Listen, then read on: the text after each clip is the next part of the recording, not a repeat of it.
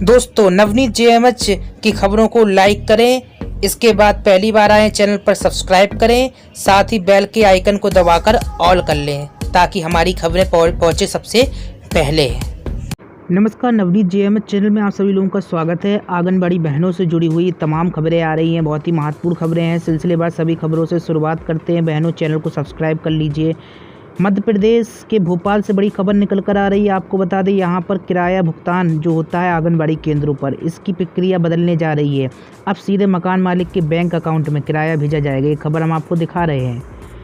दूसरी बड़ी खबर जो है निकल कर आ रही है, आपको बता दें बनारस से। यहाँ पर आंगनबाड़ी कार्यकर्ताओं की बैठक हुई, जिसमें अति कुपोषित किशोरियों के राशन वितरण पर चर्चा हुई। वीडियो प्रदीप पांडे ने कहा कि अति कुपोषित बच्चों को मिलने वाले राशन में दाल, चावल, गेहूं का भी लाभदायक होगा।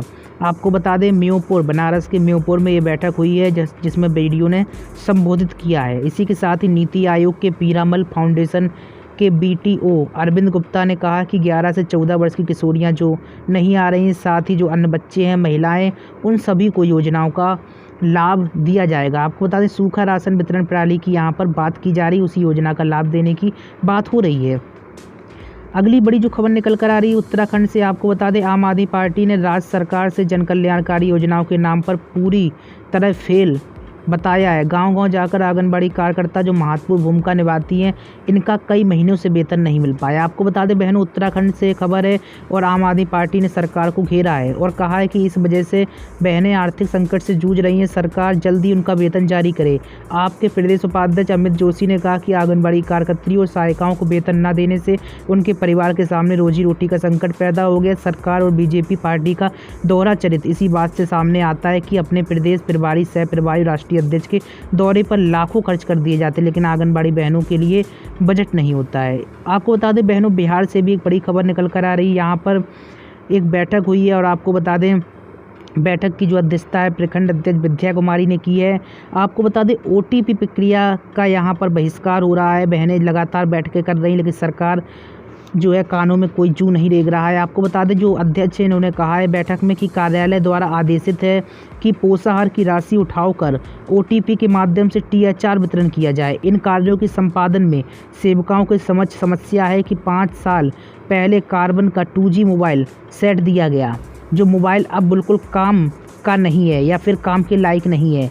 तो ऐसी स्थिति में कैसे आंगनबाड़ी बहनें ओटीपी सिस्टम पर काम करें, ये बड़ा सवाल है। इस पर सरकार को कहीं ना कहीं बिहार की गौर करना चाहिए, लेकिन सोई हुई सरकार गौर नहीं कर रही। इसी कारण से आंगनबाड़ी बहनें धरना प्रदर्शन और विरोध प्रदर्शन करने पर मजबूर हो रही हैं। आपको बता दें, आंगनबाड़ी कर्मियों का कहना है कि ऐसी परिस्थिति में ओटीपी प्रणाली का हम लोग विरोध ना करें तो और क्या करें। कार्यालय से जानकारी मिली है कि जन्म एवं मृत्यु प्रमाण पत्र अब पंचायत कार्यालय से दिया जाएगा, जबकि बिहार सरकार के द्वारा पूर्व में ही सेवकाओं को उप रजिस्ट्रार का दर्जा आदेशित किया जा चुका है। ऐसे देखिए कितनी सारी महिलाएं हैं जो बहिष्कार कर रही हैं। आपको बता दें, बिहार के प्रत्येक जनपद में ओटीपी प्रक्रिया का बहिष्कार हो रहा है। इसके बावजूद भी सरकार ज़बरदस्ती जो है नियम कायदे को थोप रही है। अगर नियम कायदे थोपने ही है तो कम से कम नियम कायदे सही तरीके से थोपे, मोबाइल उपलब्ध कराए, लाभार्थियों को भी मोबाइल दिए जाएँ, चूँकि बहुत सारे लाभार्थी ऐसे इनके पास मोबाइल ही नहीं है।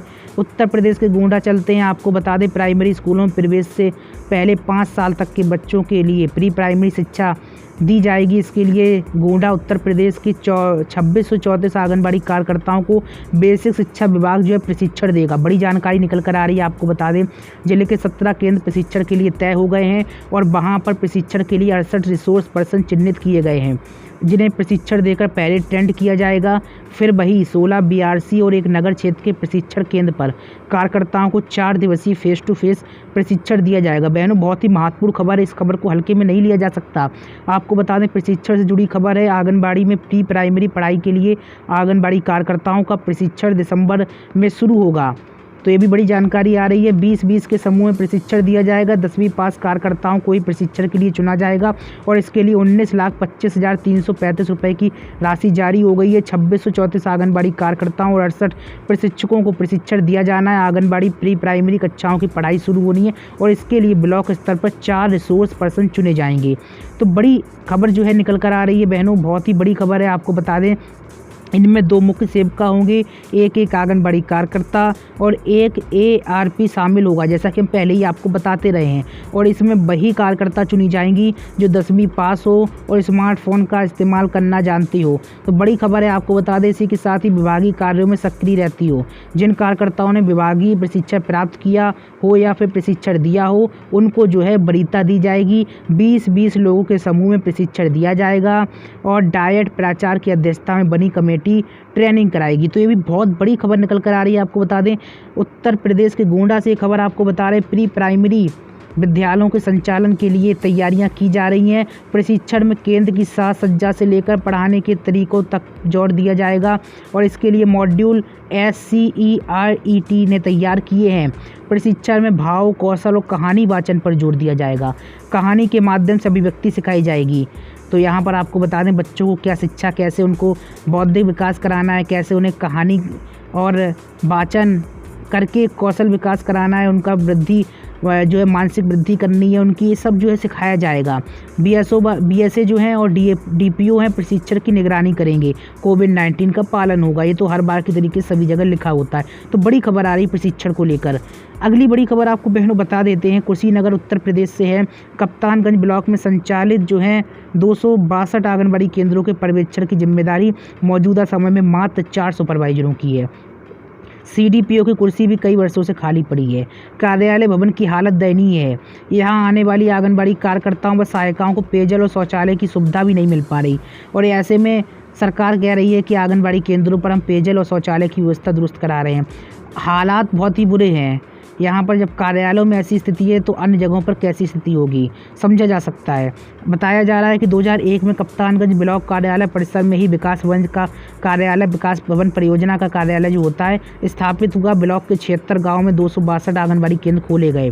आंगनबाड़ी कार्यकर्ताओं और सहायिकाओं की नियुक्ति कर 0 से 6 वर्ष के बच्चों को कुपोषण से बचाने और पढ़ाने की जिम्मेदारी दी गई थी। लेकिन आपको बता दें केंद्र की देखरेख के लिए 9 सुपरवाइजरों की तैनाती हुई थी। लेकिन हालात क्या हैं पहले इसको जान लेते हैं। आपको बता दें मौजूदा समय में मात्र जो है 4 सुपरवाइजर ही तैनात हैं। ऐसे व्यवस्थाएं जो है ठंडे बस्ते में चल रही हैं और इससे जो है यहाँ पर सुपरवाइजरों में आक्रोश। उनका कहना है कि वे सही तरीके से व्यवस्थाएं नहीं चला पा रही हैं। और आपको बता दें सुपरवाइजर मनीषा सिंह, तारा देवी, शैल गुप्ता, नंदिनी मणि त्रिपाठी आदि महिलाएं हैं। 4 लोगों को ही 262 केंद्रों की जांच कर हर सप्ताह जिला कार्यक्रम अधिकारी कार्यालय को रिपोर्ट देनी होती है। ये जानकारी निकल कर आ रही है। आपको बता दें संख्या कम होने के कारण दोगुने से भी अधिक काम करना पड़ रहा है। ऐसी हालत है। ये भी खबर निकल कर आ रही है कि यहाँ पर CDPO नहीं है। इसी कारण से प्रभारी CDPO कुसुमलता श्रीवास्तव ने कहा कि सुपरवाइजरों की कमी दूर करने के लिए वही रटाया आदेश होगा कि जिला मुख्यालय को पत्र भेजा गया है। तो भाई यहाँ पर जहाँ आंगनबाड़ी कर्मियों की हालत अच्छी नहीं है तो वहीं सुपरवाइजर CDPO के विभाग में पद खाली पड़े हैं। लेकिन सरकार भर्ती के नाम पर ठेंगा दिखाने का काम कर रही है और ऐसे में भर्ती की बहुत आवश्यकता है। अगली खबर आपको बता देते शंभूगंज प्रखंड क्षेत्र में THR वितरण करने का जांच करने के लिए आंगनबाड़ी केंद्र पर जाने के क्रम में CDPO चंचला कुमारी गिरकर मूर्छित हो गई। उनके साथ आई CDPO हेमा कुमारी ने संभाला, जहां आनन फानन में निजी क्लिनिक में भर्ती कराया। जानकारी के अनुसार शंभूगंज CDPO चंचला कुमारी THR को लेकर आंगनबाड़ी केंद्र संख्या 101 पर जाँच करने गई थी, जहाँ केंद्र पर वाहन जाने का रास्ता नहीं रहने के कारण CDPO पैदल ही केंद्र की तरफ निकल पड़ी। रास्ते में गिरकर मूर्छित हो गई और आनन फानन में उन्हें अस्पताल ले जाया गया। खैर यहाँ पर सभी खबरें खत्म होती हैं और ज़्यादा खबरों के लिए आप jmhnews.in पर विजिट करना मत भूलिए। साथ ही चैनल को सब्सक्राइब कर लीजिए। यहाँ पर सिर्फ आंगनबाड़ी बहनों से ही जुड़ी खबरें दी जाती। सब्सक्राइब करने के साथ ही बेल को जरूर दबा लें, वरना आपके पास नोटिफिकेशन यानी सूचना नहीं आएगी। मिलते हैं आपसे नई अपडेट में। नमस्कार।